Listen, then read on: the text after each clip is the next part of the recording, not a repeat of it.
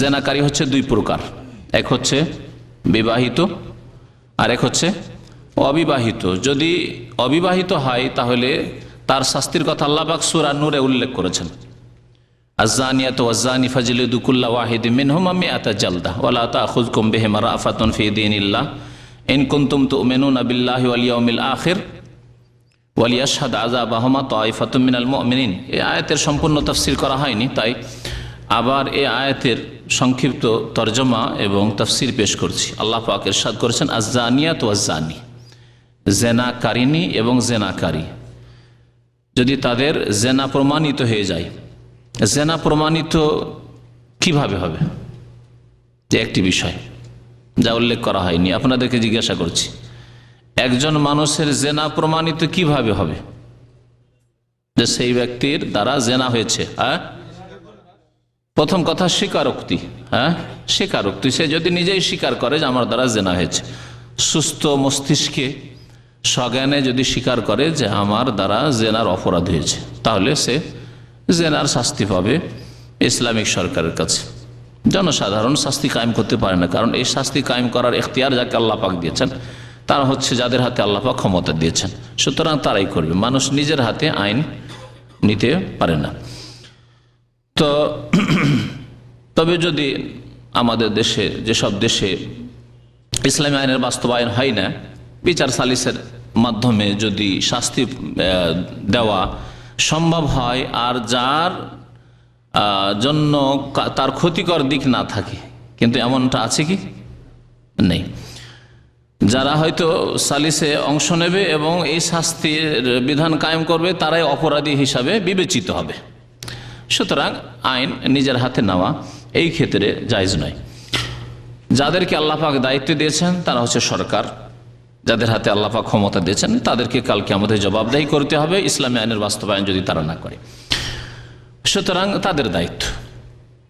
আমরা জেনার অপরাধ থেকে আমাদের পরিবার, আমাদের সমাজ, আমাদের ব্যক্তি জীবনকে পাক পবিত্র রাখার জন্য যথাসাধ্য চেষ্টা করব। আল্লাহ পাক কি বলছেন?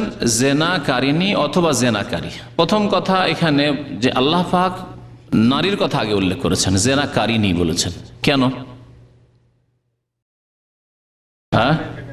জেনার ক্ষেত্রে নারীরাই অগ্রগামী বেশি। নারীরা যদি দিনদার পরহেজগার হয়ে যায়, আল্লাহর দিন মোতাবেক জীবন যাপন করে, তাহলে সেই সমাজে জেনা সাধারণত সম্মতিত অসম্ভব। আর ধর্ষণের ঘটনা অত সহজ নয় যদি তারা দিন মোতাবেক চলে। অর্থাৎ যেসব কারণে ধর্ষণ হয় সেগুলির একটি হচ্ছে একা এক মহিলা সফর করছে, ইসলামে জায়েজ নয়। মহিলা এমন জায়গায় গিয়েছে, নির্জনতা অবলম্বন করেছে কোনো পুরুষের সাথে, যেখানে যাওয়া জায়েজ নাই, নির্জনতা অবলম্বন করা জায়েজ নাই। আল্লাহ পাক রব্বুল আলামিন তাহলে ধর্ষণের যে রাস্তাগুলি রয়েছে সমস্ত রাস্তা বন্ধ করে দিয়েছে। মহিলারা যদি সেসব পাপ থেকে, সেসব পাপের জায়গা থেকে, অন্যায় থেকে বেঁচে থাকতো তাহলে ধর্ষণ হতো না। আর সম্মতির জেনাতে অগ্রগামী হচ্ছে মহিলারা। আল্লাহ পাক এজন্য মহিলাদের শাস্তির কথা আগে উল্লেখ করেছেন। পক্ষান্তরে চুরির ক্ষেত্রে পুরুষরাই বেশি চুরি করে, চোর বেশিরভাগ পুরুষই হয়। সেজন্য আল্লাহ পাক ওয়াস-সারিকু ওয়াস-সারিকাতু, আল্লাহ পাক পুরুষ চোরের কথা আগে উল্লেখ করেছেন, তারপরে মহিলা চোরের কথা উল্লেখ করেছেন। জেনা প্রমাণ হবে বললাম যদি স্বীকার করে। আচ্ছা, স্বীকার করলো না, তাহলে কি জেনা প্রমাণ হবে না? সাক্ষী লাগবে। কয়জন সাক্ষী লাগবে? সমস্ত কেসের ক্ষেত্রে, সমস্ত পাপের ক্ষেত্রে দুজন সাক্ষী হলেই চলে, ধন সম্পদ ইত্যাদির ক্ষেত্রে। কিন্তু জেনা যেখানে চরিত্রের বিষয় রয়েছে, সেই ক্ষেত্রে আল্লাহ পাক রব্বুল আলামিন মানব জাতির চরিত্রকে ঢেকে রাখার জন্য একটি শক্ত শর্ত লাগিয়েছেন। তা হচ্ছে দুটো সাক্ষী দিয়ে হবে না, তিনটি সাক্ষী তো হবে না, চারটি সাক্ষী লাগবে। জেনা প্রমাণ করতে হলে চারজন সাক্ষী, আনতাশহাদা আরবা শাহাদাত। ওয়াল্লাযীনা ইয়ারমুনাল মুহসানাতি সুম্মা লাম ইয়াতু বিআরবাআতি শুহাদা। সূরা নূরে আল্লাহ পাক রব্বুল আলামিন এই জেনার আয়াতের পরে বলছেন ওয়াল্লাযীনা ইয়ারমুনাল মুহসানাত, যদি কোনো মানুষ কোনো সতী সাধ্যের ওপর মিথ্যা অপবাদ দেয় বা অপবাদ দেয় জেনার, সুম্মা লাম ইয়াতু বিআরবাআতি শুহাদা, কিন্তু চারটি সাক্ষী না আনতে পারে, তাহলে বোঝা গেল যে চারজন সাক্ষী লাগবে। যদি অস্বীকার করে কোনো ব্যক্তি, কোনো পুরুষ অথবা নারী যদি অস্বীকার করে তাহলে চারজন সাক্ষী লাগবে, এক দুইজন সাক্ষী দিয়ে হবে। তাহলে যদি এইরকম অবস্থা হয় কোথাও যে একজন দুইজন ব্যক্তি দেখতে পেল যে এইরকম কাজ হচ্ছে, তাহলে তারা অতক্ষণ পর্যন্ত মুখ খুলবে না যতক্ষণ পর্যন্ত চারজনের ব্যবস্থা না করবে, আরও দুজনের ব্যবস্থা করে যে ঠিক আছে এই দৃশ্যটা তোমরাও দেখো, চারজন যাতে করে সাক্ষী দিই, না হলে এই জেনা প্রমাণিত হবে না। যদিও জেনা হয়েছে আল্লাহ পাক তার বিচার করবেন, কিন্তু দুনিয়ার বিচারের জন্য, দুনিয়ার শাস্তির জন্য, হদ কায়েম করার জন্য চারজন চারজন সাক্ষী উপস্থিত করতে হবে, তাহলে শাস্তি। আল্লাহ পাক কি বলছেন? আয-যানিয়াতু ওয়াজ-যানি ফাজলিদু কুল্লা ওয়াহিদ মিনহুমা মিআতা জালদা, 100টি বেত্রাঘাত করতে হবে। এ কথা উল্লেখ করা হয়েছে। তারপরে আল্লাহ পাক কি বলেছেন? ওয়ালা তাখুযকুম বিহিমা রাফাতুন ফি দীনিল্লাহ, আল্লাহর দিন কায়েম করতে গিয়ে এই ক্ষেত্রে নম্রতা অবলম্বন করবে না। হালকা কোন রকম শুধু হালকা মার নামের অস্তে বেত্রাঘাত করলে কিন্তু আসলে ব্যথা পেল না, আসলে কষ্ট পেল না, এরকম কাজ করবে না। আল্লাহ এটাও নিষেধ করেছেন, ওয়ালা তাখুযকুম বিহিমা রাফাতুন ফি দীনিল্লাহ ইন কুনতুম তুমিনুনা বিল্লাহ, যদি আল্লাহর প্রতি ঈমান থাকে, ওয়াল ইয়াউমিল আখির, পরকালের প্রতি ঈমান থাকে। আর একটি বিষয় আছে যে বিষয়টি উল্লেখ করা হয়নি, তার জন্য আয়াতটি আবার পুনরায় উল্লেখ করলাম। ওয়াল ইয়াশহাদ আযাবাহুমা তায়ফাতুম মিনাল মুমিনিন, আল্লাহ পাক বলছেন জিনার অপরাধের যখন পার্থিব শাস্তি হদ কায়েম করবে তখন সেখানে মুমিন মুসলিমদের একটি দল যাতে করে উপস্থিত থাকে, লোকের সামনে, জনসমাজের সামনে এই শাস্তি দিতে হবে। বেত্রাঘাত করলে অথবা রজম করলে যে ইসলামিক শাস্তি রয়েছে সেখানে লোকেরাকে উপস্থিত হইতে হবে, লুকিয়ে নয়। লুকিয়ে নির্জনে শাস্তি দিয়ে দেওয়া হইলো, কাউকে জানতে দেওয়া হইলো না, গোপনীয় রেখে দিলাম না, সংশোধন হবে না এইভাবে। কারণ সংশোধনের আরেকটি দিক আছে যে লোকজনের কাছে সে চিহ্নিত হয়ে যাবে যে আমি অপরাধী, আমি চরিত্রহীন, যাতে আগামীতে আর এইরকম অপরাধ না করে। জেনাকারীরা একবারে ধরা পড়লো না, দুইবারে ধরা পড়লো না, অথবা দুই একজনের কাছে জানি হইলেও পরিবারের লোকেরা লুকিয়ে রেখে দিল, যার ফলে ওই জেনাকারী আরো বড় জেনাকারী হয়ে যায়। তারপরে আরেকটি বিষয় আছে যে ইসলামী আইনের বাস্তবায়ন না করার কারণে যদিও কোনো আসামিকে 1 মাস 2 মাস 6 মাস 1 বছর জেল হয়, জেলে গিয়ে সংশোধন হয় না, আরো বড় লম্পট, বড় চরিত্রহীন, বড় চোর ছোট চোর বড় চোর হয়ে, ছোট ডাকাত বড় ডাকাত হয়ে, ছোট খুনি বড় খুনি হয়ে, ছোট জেনাকারী বড় জেনাকারী হয়ে ফিরে আসে। এই জন্য মানব রচিত বিধান কোনোদিন মানুষ জাতির সমস্যার সমাধান করতে পারে না। আল্লাহ পাক রব্বুল আলামিনের উত্তম বিধান, শ্রেষ্ঠ বিধান, আল্লাহ নাজ্জাল আহসানাল হাদিস, উত্তম বিধান আল্লাহ পাক নাজিল করেছেন, তা বাদ দিয়ে মানব রচিত যেই মানুষ ত্রুটি যুক্ত সেই মানুষের তৈরি করা মতবাদ কোরআন এবং হাদিসের জায়গা দখল করে নিয়েছে, আল্লাহ এবং রাসূলের বিধানের স্থান দখল করে নিয়েছে। আর এটা যদি কোনো কাফের জাতির কাছে হইতো তাহলে অত আক্ষেপের বিষয় ছিল না, কারণ কাফের কোরআনের প্রতি ঈমান রাখে না, রাসূলের হাদিসের প্রতি ঈমান রাখে না। যদি তা মুসলিমের কাছে হয়তো বড় আক্ষেপের বিষয়। জাতিতে মুসলিম অথচ মানব রচিত বিধান দিয়ে ফয়সালা করে, আল্লাহ পাক রব্বুল আলামিন আল কোরআন দিয়ে বিচার করতে চাই না, রাসূলুল্লাহ সাল্লাল্লাহু আলাইহি ওয়াসাল্লামের হাদিস দিয়ে বিচার করতে চাই না। আর একটি শাস্তি হচ্ছে বিবাহিতদের শাস্তি। বিবাহিত ব্যক্তির দ্বারা যদি যে না হয় তাহলে তার শাস্তি হচ্ছে রজম। এই ক্ষেত্রে কোন কোন হাদিসে রজমের সাথে যে বেত্রাঘাতের কথা এসছে, অধিকাংশ আইম্মায়ে কেরামদের নিকটে সেটা আগের হুকুম ছিল, সেটা মানসুখ হয়ে গেছে, অথবা সেটা শাসকের ওপর নির্ভর করছে। শাসক যদি মনে করে যে এই জেনাকারী চরম অপরাধী, শুধু রজম করে হবে না, আগে ওকে বেত্রাঘাত করতে হবে, বেত্রাঘাত করার পরে তাকে রজম করতে হবে, এই ক্ষেত্রে প্রযোজ্য। অথবা বলা হয়েছে যে আগের হুকুম ছিল, পরের হুকুম হচ্ছে যে শুধু রজম করা। যেমন নবী করিম সাল্লাল্লাহু আলাইহি ওয়াসাল্লামের জামানায় 1-2টি যে জেনার ঘটনা ঘটেছিল, সেই ক্ষেত্রে নবী করিম সাল্লাল্লাহু আলাইহি ওয়াসাল্লাম শুধু বিবাহিতদের রজম করেছিলেন, রজমের আগে বেত্রাঘাত করেননি, কোড়া লাগাননি। এই রজমের বিধান কোরআনে কারিমে নেই, বলেছিলাম যে কোরআনে কারিমের আয়াত ছিল, তা মনসুখ হয়ে গেছে। আজকাল মুসলিম জাতিতে একটি গুমরাহ দল সৃষ্টি হয়েছে, যারা নিজেদেরকে বলছে আহলে কোরআন। আহলে কোরআন এরা পথভ্রষ্ট। আহলে কোরআন নামাজ 5 ওয়াক্ত আদায় করতে পারবে, কারণ খামসা শব্দ কোরআনে কারিমে নেই, ইঙ্গিতে আছে, 5 ওয়াক্তের ইঙ্গিত আছে, কিন্তু স্পষ্ট খামসা কথাটি নেই। নামাজ কোথা থেকে শুরু করতে হবে, সালাত কোথা থেকে শুরু হবে, কোথায় গিয়ে শেষ হবে, কথা আল কোরআনে নেই। আছে? তাকবীর দিয়ে শুরু হবে, আর তারপরে কিয়াম হবে, তারপরে রুকু হবে, তারপরে রুকুর পরে কওমা হবে, তারপরে সুজুদ হবে, 2 সিজদা আবার হবে প্রত্যেক রাকাতে। কোন আয়াতে আছে যে প্রত্যেক রাকাতে 2 সিজদা হবে? ওয়ারকাউ ওয়াসজুদু আছে কোরআনে কারীমে, রুকু করো সিজদা করো, ওয়ারকাউ মার রাকিন আছে। কিন্তু রুকু কোনখানে, সিজদা কোনখানে, আবার শেষ হবে বৈঠকের পরে আবার সালাম দিয়ে শেষ হবে, এসব কথা কোরআনে কারীমে আছে?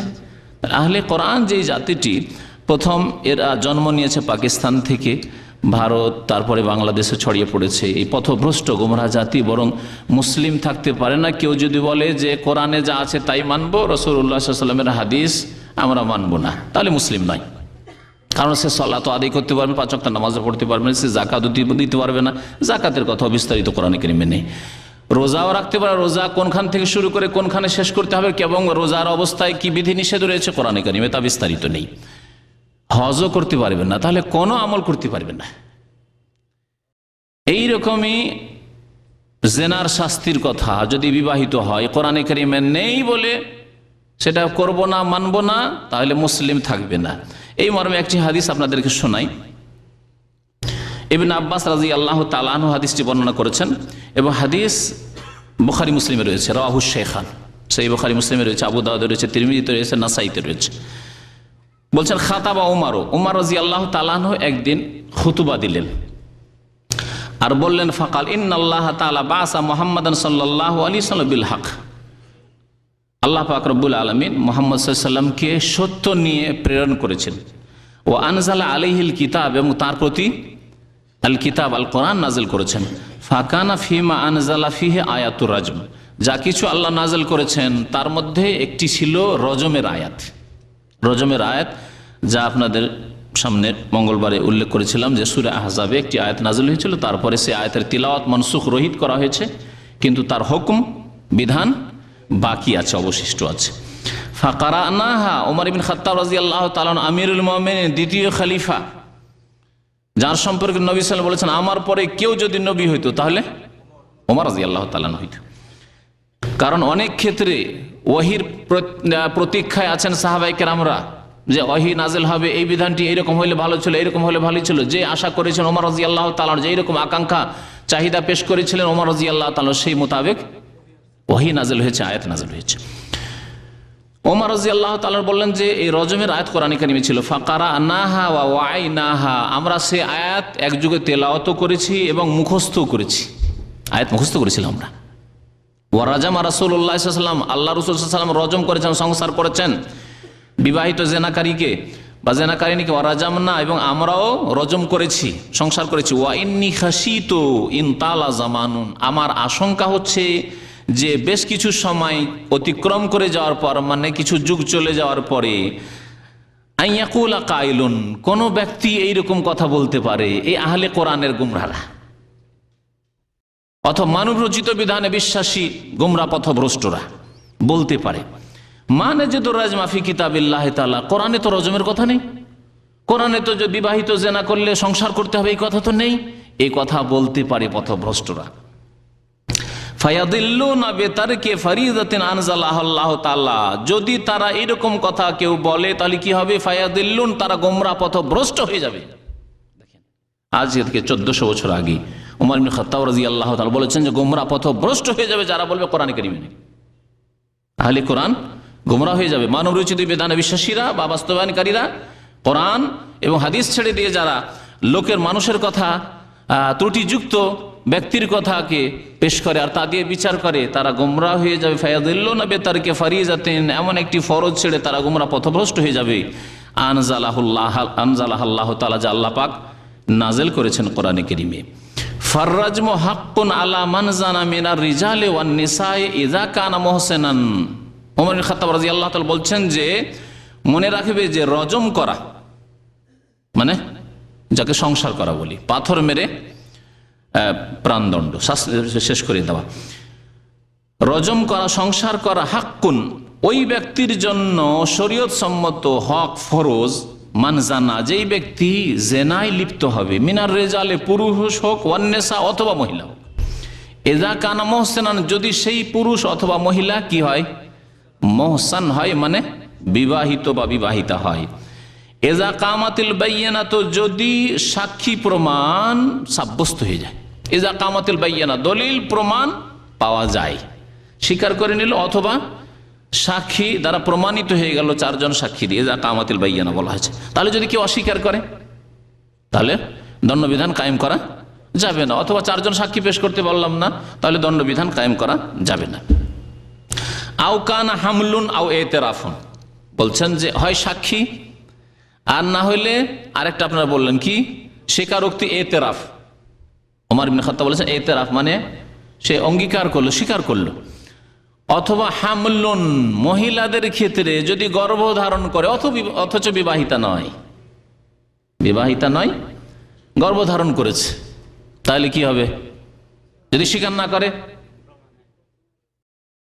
তার কাছে প্রমাণ আছে, বাস্তব প্রমাণ আছে, সুতরাং তার জেনা সাব্যস্ত হবে। আও কান হামলুন, গর্ভধারণ হোক, আও এতরাফুন, অথবা স্বীকারোক্তি হোক। ও আইমুল্লাহ, আল্লাহর কসম করে বলছি, লাউলা ইয়াকুলান নাস যাদা উমর ফি কিতাবিল্লাহি তাআলা কাতাবতুহা, আল্লাহর কসম করে বলছি, যদি লোকেরা আমার সম্পর্কে এরকম সমালোচনা না করতো, না বলতো যে ওমর কিতাবুল্লাহ কোরআনে কারিমে কিছু সংযোজন করে দিয়েছে, বাড়িয়ে দিয়েছে, যাদা উমর ফি কিতাবিল্লাহি তাআলা, আল্লাহর কিতাবে কিছু বাড়িয়ে দিয়েছে, লা কাতাবতুহা, তাহলে ওই আয়াতটি, যে আয়াতের তেলাওয়াত তো মানসুখ হয়েছে কিন্তু হুকুম বাকি আছে, সেটাকে আমি কোরআনের সাথে লিখে দিতাম, কোরআনের সাথে লিখে দিতাম। রাওয়াহুশ শাইখান, হাদিস বুখারী মুসলিমে রয়েছে, লম্বা হাদিসের সংক্ষিপ্ত আপনাদের সামনে উল্লেখ করা হলো। তাহলে জেনার শাস্তি কোরআন এবং হাদিস দ্বারা প্রমাণিত।